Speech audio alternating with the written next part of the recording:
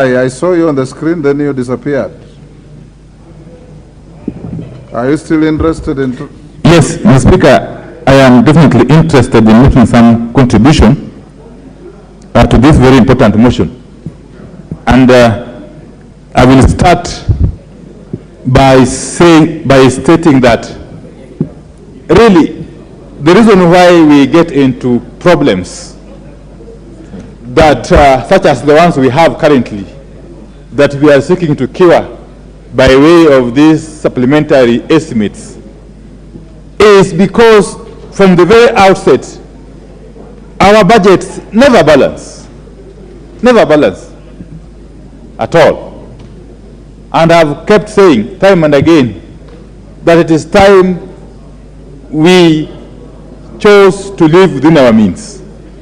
Of course, nobody seems to be listening to me. Mr. Speaker, once you have fiscal deficit, you are bound to have a situation that we currently have, for instance, in the road sector, where commitments alone, we are told, is something to the tune of 900 plus billion shillings, almost a trillion shillings, and pending bills to the tune of 150 billion shillings. That is expected because under the PFM Act, and this must be understood clearly by members, under the PFM Act and indeed under the Public Procurement and Asset Disposal Act, once this House passes an appropriations bill and it is assented to and it becomes an appropriations act, the spending entities, be they ministries, state departments, and what have you, agencies and what have you, have got a leeway to commence procurement. They don't have to wait for exchequer releases.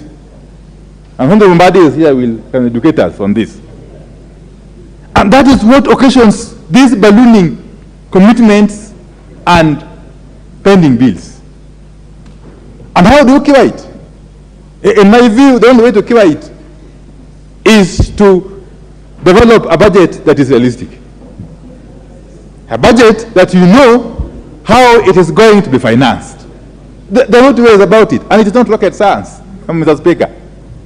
Okay? So unless we deal with that, we shall continue to be dealing with these supplementary budgets year in, year out. In fact, there are occasions when we have had to deal with supplementary budget 3, I think, in this House. That is my first point. My second point, Mr. Speaker, is on the now famous or infamous Article 223 of the Constitution. I have looked at the recommendations of the committee that we need develop to look at this article and fine-tune the rules. That could as well be true. And I must thank the chairman of the committee for his eloquence and grasp of the issues. In fact, when I was listening to him and going by what I read today in the Daily Nation, it seems the contest in the mountain is going to be very interesting in the coming years.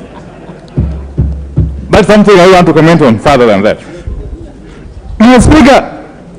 Mr. Speaker, Article 223 is quite explicit. It provides for circumstances under which you can spend public money without an Appropriations Act to support it. I don't need to belabor that. But if you go to Regulation 40, Regulation 40, Sub-Regulation 3 of the Public Finance Management, National Government Regulations 2015, and further down Regulation 40, Sub-Regulation 4 of the same regulations, it is even clearer. The PFM regulations have even made it clearer under what circumstances you can spend money under Article 223 of the Constitution. What it calls for is just discipline, no further tinkering with the regulations of the Constitution, if you ask me. But then, the committee is recommending something which is queer. At page 18 of the report. You know, I take my time to read these things. At page 18 of the report on non-financial recommendations, expenditure and Article 223 of the Constitution, recommendations Roman number 3 and 4. You know, when you say that the payment of those monies, 6.09 billion and 4 billion respectively, be rejected as per the recommendations of the mother committees. It's perfect. But you should go further. Yes. You should go further and say what you want us to do. And why I'm saying it is clear is that in the history of this parliament, under the new constitution, this house has never taken that route. You'll agree with me. The route, okay, it was only once on the matter of Ruaraka land, yes. Ruaraka land, yes. But then, even with that, we should go further and say what we want to do. That's my beef with this recommendation. Because for a principal secretary or an accounting officer to spend money under Article 223, there are elaborate processes that have to take place. And the Cabinet Secretary for National Treasury must provide an approval. And he must actually copy that approval to the Controller of Budget, who has got further veto power to reject that approval or to refuse to comply with that approval. So we must be very, very clear what we want done. It must be very clear. We know under Article 226 of the Constitution, if you cause loss of public funds, you can be compelled to make good that loss. That is fine. That is fine. But then in this case, who are we going to compel to make good any possible loss? Is it the cabinet? Is it the cabinet? Because the cabinet memo must first be approved, must be generated. Is it the cabinet? Is it the cabinet secretary who communicates the approval by the approval of the or adoption of the cabinet memo? Is it the controller of budget who authorized the monies to be withdrawn? Who is it? I would expect the committee to go further than that. That is my contention. That is my contention. But again, Mr. Speaker, we are told that what is good for the goose is good for what? For the gun. Yes. What is good for a chungwa is good for Wandayi. Hopefully. If there was misuse of Article 223 in the previous regime, there has equally been misuse of Article 223 in this nascent regime. There is evidence. There is evidence. So, for us to cure this disease once and for all, let us as a house put our foot down and say that Article 223 must only be applied where it is necessary, and in strict interpretation of the Constitution and the supporting legislation and regulations. It is the PFM Act and its regulations, 2015. Mr. Speaker, I don't want to lecture the House too much on financial issues or economics, but then, Mr. Speaker, I cannot end because I want to hear other people contributing to this very critical debate. As I end, subsidies have been removed wantonly.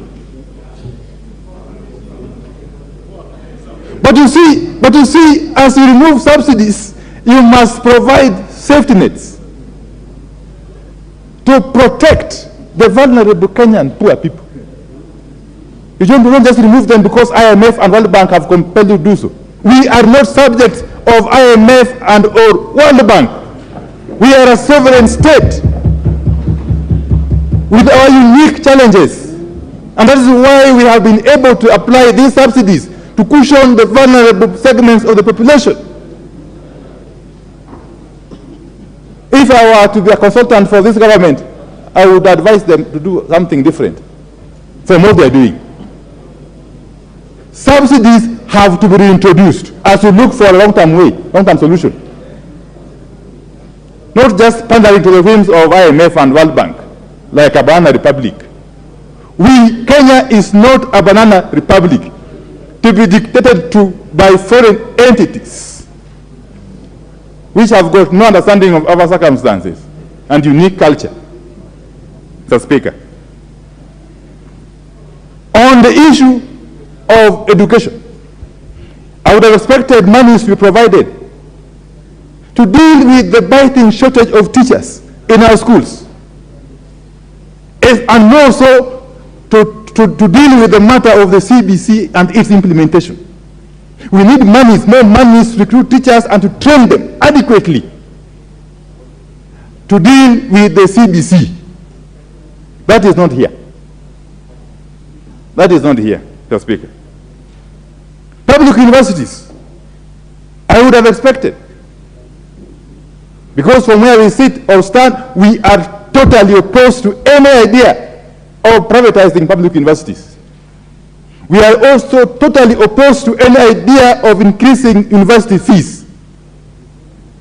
And therefore, we expected proposals to provide for money to first and foremost bail out public universities from the current crunch that they find themselves in, and to provide subsidies to address the tuition cost of our poor children, Mr. Speaker. So I will not really reject this motion or oppose it, because I know Kenyans are suffering, okay?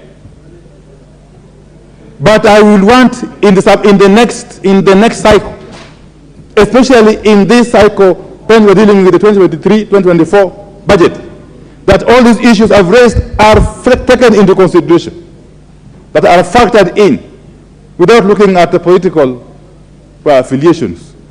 Because Kenyan people don't eat politics. What they want are sound policies that can help them go through the rough times that they find themselves in. With those very many remarks, Mr. Speaker, I support. Thank you. Moses Kirima, Central Imenti. Thank you, Mr. Speaker, sir, for giving me this opportunity to contribute to this important motion.